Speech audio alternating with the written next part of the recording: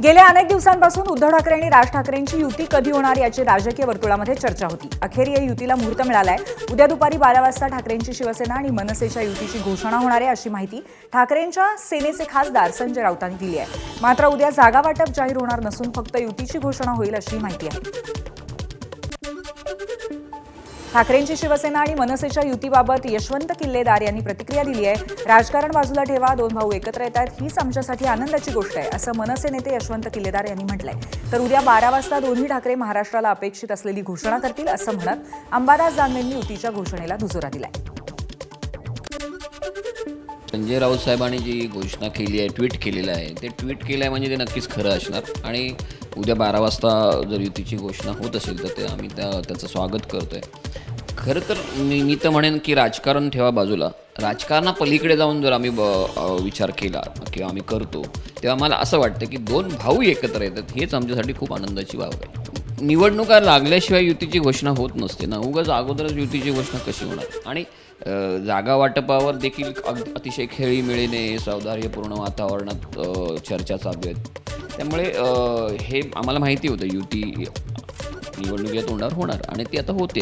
हे बघा, उद्धव साहेब आणि राज साहेबांचा फोटो पण त्यांनी या ट्विटमध्ये टाकलेला आहे। याचाच अर्थ उद्या 12 वाजता माननीय उद्धवजी ठाकरे साहेब आणि राजसाहेब एकत्र येऊन जे काही महाराष्ट्राला अपेक्षित आहे, मराठी माणसाला अपेक्षित आहे त्याची घोषणा करतील। युतीची घोषणा उद्या 12 वाजता, त्याच्यासाठीच 12 वाजताचा वेळ दिलेला आहे। ठाकरेंच्या युतीवरती सत्ताधाऱ्यांनी खोचक टोला लगावलाय। मामूंची टोळी एकत्र आल्यामुळे भाजपला काहीही फरक पडत नाही अशी प्रतिक्रिया मुंबई भाजप अध्यक्ष अमित साटम यांनी दिली आहे। तर ही युती स्वार्थासाठी आणि काही काळासाठी झालेली युती असल्याची टीका मंत्री संजय शिरसाटांनी केली आहे। म्हटलं ना तुम्हाला की मामूंची टोळी एकत्र आल्याने काहीही निवडणुकीवर फरक पडत नाही। मुंबईकरांचा निर्णय पक्का आहे। 150 पेक्षा जास्त जागा जिंकून महायुतीचा महापौर मुंबईच्या महानगरपालिकेमध्ये विराजमान करण्याचा निर्णय हा मुंबईकरांनी केलेला आहे। ही युती नाही आहे, हे अंडरस्टँडिंगची झालेली युती आहे। स्वार्थासाठी काही काळापुरती झालेली युती आहे। ही लॉंग टर्म चालेल असा अशातला भाग नाही आहे।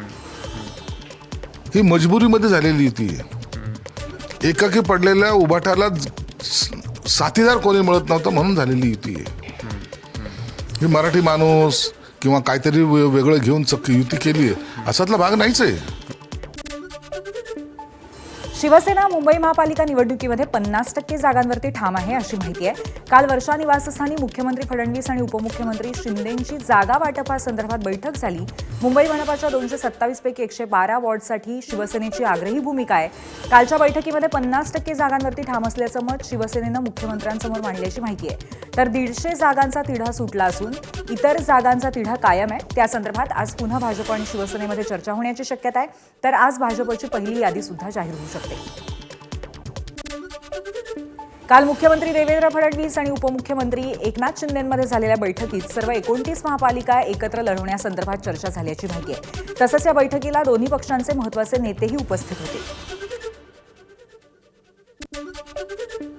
आगामी महापालिका निवडणुकीच्या पार्श्वभूमीवर पैशांच्या गैरवापराला आळा घालण्यासाठी आयकर विभागाने नियंत्रण कक्ष स्थापन केलाय। आचारसंहिता लागू असेपर्यंत हा कक्ष 24 तास आयकर विभागाच्या निवडणूक निरीक्षण यंत्रणेचा भाग म्हणून कार्यरत राहणार आहे। महापालिका निवडणूक मुक्त वातावरणामध्ये निष्पक्षपणे व्हावी तसंच निवडणूक प्रक्रियेची शुचिता कायम राहावी या उद्देशाने हा नियंत्रण कक्ष स्थापन करण्यात आलाय। आपल्या भागामध्ये प्रचारादरम्यान संशयास्पद आर्थिक व्यवहार निदर्शनास आल्यास नागरिकांनी व्हॉट्सअप संदेश किंवा दूरध्वनीद्वारे माहिती द्यावी असं आवाहन आयकर विभागाने केलंय। हा नियंत्रण कक्ष बॅलार्ड इस्टेट इथे कार्यरत असेल। महापालिका निवडणुकांमध्ये शक्य तिथे महाविकास आघाडीसोबत आघाडी करा अशा सूचना शरद पवारांनी आपल्या नेत्यांना दिल्याची माहिती आहे। शरद पवारांच्या राष्ट्रवादीच्या नेत्यांची काल मुंबईत सिल्वर ओक या निवासस्थानी महत्त्वाची बैठक झाली। नगरपालिका निवडणुकीमध्ये पवारांच्या राष्ट्रवादीने भाजप सोडून शक्य तिथे कोणत्याही पक्षासोबत आघाडी केली नव्हती। मात्र यावेळी तो कित्ता गरावला जाणार नाही असं सध्या तरी दिसतंय। मुंबईमध्ये अजित पवारांची राष्ट्रवादी स्वबळावरती लढण्याची शक्यता आहे। तर भाजप शिवसेनेच्या विरोधानंतरही अजित पवार आणि सुनील तटकरे मलिकांच्या पाठीशी ठाम असल्याचं दिसतंय। मुंबईमध्ये राष्ट्रवादीने मलिकांच्या नेतृत्वात 100 जागांची तयारी केली आहे आणि प्रदेशाध्यक्ष सुनील तटकरे आज पत्रकार परिषद घेऊन स्वबळाची घोषणा करण्याची शक्यता वर्तवण्यात येते. मुंबई महानगरपालिका निवडणुकीमध्ये वंचित बहुजन आघाडीची 200 जागांवरती लढण्याची तयारी असल्याचं वंचित बहुजन आघाडीचे प्रमुख प्रकाश आंबेडकर म्हणालेत. तसंच मुंबई महापालिकेसाठी ठाकरे बंधूंचा फॉर्म्युला ठरलाय, त्यांचं सर्व सेटल झालंय, 1 ते 2 जागांवरनं वाद असू शकतो असंही प्रकाश आंबेडकर म्हणाले. आम्ही असं आता नगरपालिकेमध्ये बऱ्यापैकी आलेलो, विदाऊट फंड्स, विदाऊट. एक बातमी काल अशी होती की तुम्ही 50 जागांबद्दल आग्रही आहेत मुंबईत, 50-50 म्हणत असाल तर 112-113 आणणार आहे. आम्ही असं तिथे आता 200 जागेंच्या लढण्याच्या तयारीमध्ये आहोत.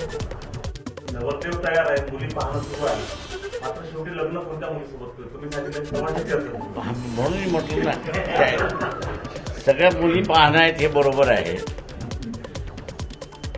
ती पसंत आली बरोबर होणार. अजून झालीच नाही ना, अजून झालीच नाही हे तर कुठं सांगणार. त्या पाण्याचा कार्यक्रम सुरू आहे.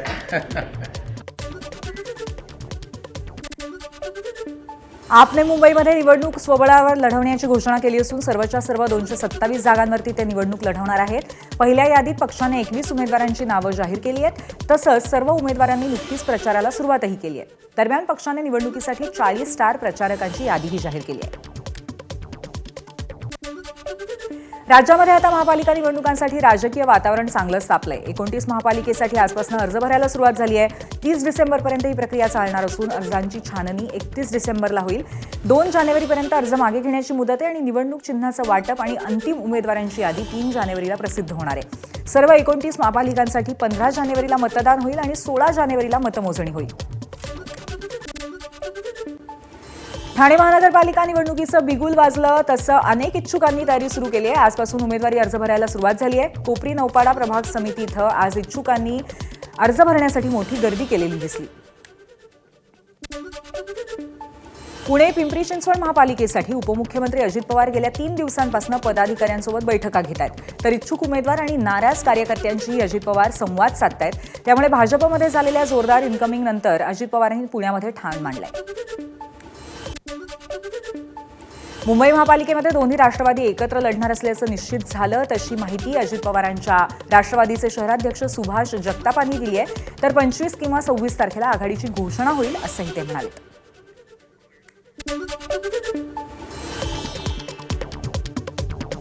घोषणा कधी होणार आहे? घोषणा साधारण 25-26 तारखेपर्यंत व्हायला पाहिजे. घोषणा कधी होणार आहे? घोषणा साधारण 25-26 तारखेपर्यंत व्हायला पाहिजे. घोषणा कधी होणार आहे? घोषणा साधारण 25-26 तारखेपर्यंत व्हायला पाहिजे. दोन्ही राष्ट्रवादी एकत्र येत असल्यामुळे शरद पवारांच्या राष्ट्रवादीचे शहराध्यक्ष प्रशांत जगतापांनी राजीनामास्त्र उपसलंय. पुरोगामी कार्यकर्त्यांना संधी मिळणार नसेल तर मी बाजूला होतो असं स्पष्टपणे प्रशांत जगताप म्हणाले.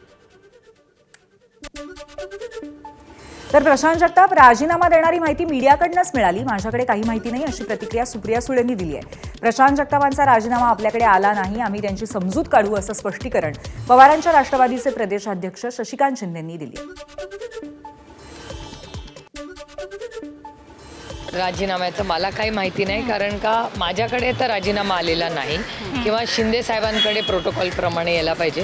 तर शिंदे साहेबांच्याकडून मला काही कळवण्यात आलेलं नाही. त्याच्यामुळे राजीनाम्याबद्दल मला एकतर काहीच माहिती नाही, मी मीडियातूनच ऐकते. हा पहिला मुद्दा. दुसरा की आघाड्या कोणी कशा करायच्या असे अनेक चर्चा अनेक लेवल्सला होत आहेत. त्यामुळे जोपर्यंत आपल्या हातात काही फायनल पडत नाही तोपर्यंत आपण कसं बोलणार ना. प्रशांत जगताप कालही मला भेटले होते, त्यांच्याशी चर्चा झालेली आहे. अजूनपर्यंत माझ्याकडे राजीनामा आलेला नाही. त्यांचं मत आता शेवटी असं आहे, आघाडी करावी का नाही करावी याच्यामध्ये मतांतर असू शकतं. एखाद्याच्या मताच्या असलेल्या चर्चेनुसार निर्णय होत नव्हतो. पक्षाच्या बहुतेक अशा प्रकारच्या सदस्यांनी निर्णय घेतलेला आहे. त्यांची नाराजगी आहे. अजून मला राजीनामा आलेला नाही. आल्यानंतर त्यांची समजूत घालण्यात आम्ही प्रयत्न करू. मला वाटतं की आपल्याला आता या असलेल्या कार्यकर्त्यांना 8-9 वर्षानंतर ज्यावेळेला निवडणुका होतात त्यावेळेला संधी मिळत असेल तर तिथं त्या कार्यकर्त्यासाठी मागे पुढे सरकण्याची इच्छा प्रत्येकाने व्यक्त केलेली आहे. त्याप्रमाणे त्यांनी पण करावं अशी माझी अपेक्षा. पुण्यामध्ये शरद पवारांच्या राष्ट्रवादीचे आणखी काही कार्यकर्ते नाराज असल्याची माहिती मिळतेय. राष्ट्रवादीतल्या कार्यकर्त्यांनी आमदार बापूसाहेब पठारेंबाबत प्रदेशाध्यक्ष शशिकांत शिंदे यांच्याकडे तक्रार केली आहे. एकीकडे बापूसाहेब पठारे राष्ट्रवादी पक्षातील उमेदवारांच्या मुलाखती घेणार आणि दुसरीकडे त्यांचाच मुलगा भाजपमधून राष्ट्रवादीच्या उमेदवाराच्या विरोधात निवडणूक लढवण्याच्या तयारीत आहे. हे कसं चालेल असा सवाल कार्यकर्त्यांनी प्रदेशाध्यक्ष शशिकांत शिंदेंना केलाय. भाजपने अजित पवारांच्या राष्ट्रवादीचे नेते आणि विधानसभा उपाध्यक्ष अण्णा बनसोडेंच्या मुलालाच महानगरपालिकेसाठी ऑफर दिली आहे. ही चर्चा रंगली असताना सिद्धार्थनं ऑफर आल्याची कबुलीही दिली आहे. मात्र भाजपने कुठलीही ऑफर दिली नसल्याचं अण्णा बनसोडेंनी सांगितलंय. पिंपरी चिंचवडमध्ये ऐन महापालिका निवडणुकींच्या तोंडावर शरद पवारांच्या राष्ट्रवादीला मोठा धक्का बसलाय. शरद पवारांकडून विधानसभा निवडणूक लढलेल्या राहुल कलाटेंनी भाजपमध्ये प्रवेश केलाय. भाजप प्रदेशाध्यक्ष रवींद्र चव्हाणांच्या उपस्थितीत कलाटेंचा पक्षप्रवेश पार पडला. यावेळी आमदार शंकर जगताप आणि भाजप शहराध्यक्ष शत्रुघ्न काटे उपस्थित होते. कुख्यात गुंड बंडू आंदेकर कुटुंबातील 2 महिलांना उमेदवारी देण्याचे अजित पवारांच्या राष्ट्रवादीचे संकेत आहेत. आंदेकर कुटुंबातील महिलांचा पोलीस रिमांड रिपोर्टमध्ये काहीही रोल नाही. अजितदादांच्या राष्ट्रवादीच्या सुभाष जगताप यांनी ही माहिती दिली आहे.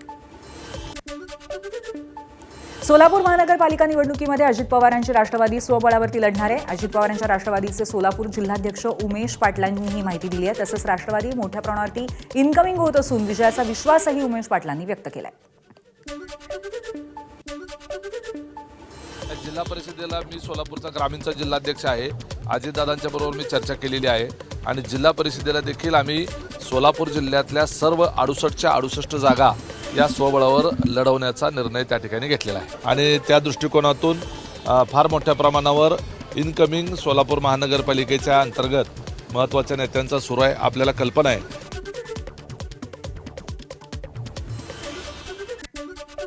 सोलापूर जिल्ह्यामध्ये भाजपला अपेक्षित यश मिळालं नाही, त्याची जबाबदारी मी स्वीकारतो असं मंत्री जयकुमार गोरेंनी म्हटलंय. जयकुमार गोरेंच्या नेतृत्वामध्ये भाजपने सोलापूर, धाराशिव, सातारा इथल्या नगरपालिका लढल्या होत्या. जिल्ह्यामध्ये करमाळा, मंगळवेढा, मोहोळमध्ये भाजप विरोधातील उमेदवार विजयी झालेत. करमाळ्यामध्ये सावंत गटाच्या शहर विकास आघाडीचे, मोहोळमध्ये शिवसेनेचे नगराध्यक्ष निवडून आलेत. निवडणुकांमध्ये यश अपयश येत आहे, मी कुठल्याही जबाबदारीपासून दूर जाणारा जयकुमार गोरे नाही असंही ते म्हणाले. धाराशिव जिल्हा, सोलापूर जिल्हा आणि सातारा माझा होम जिल्हा आहे. म्हणून साताऱ्यातल्या काही नगरपालिका अशा साधारण 26 नगरपालिकेचा प्रभारी म्हणून मी काम पाहिलं. सोलापूर जिल्ह्याचा पालकमंत्री म्हणून सोलापूर जिल्ह्यातल्या नगरपालिकांची निवडणूक आम्ही ताकदीनं लढण्याचा प्रयत्न आम्ही केला. अपेक्षित असा निकाल आला नाही. त्याबद्दल सगळ्यात पहिल्यांदा जो अपेक्षित निकाल आला नाही त्याची सगळी जबाबदारी निवडणुकीचा प्रभारी म्हणून मी स्वतः स्वीकारतो. एबीपी माझा, उघडा डोळे बघा नीट.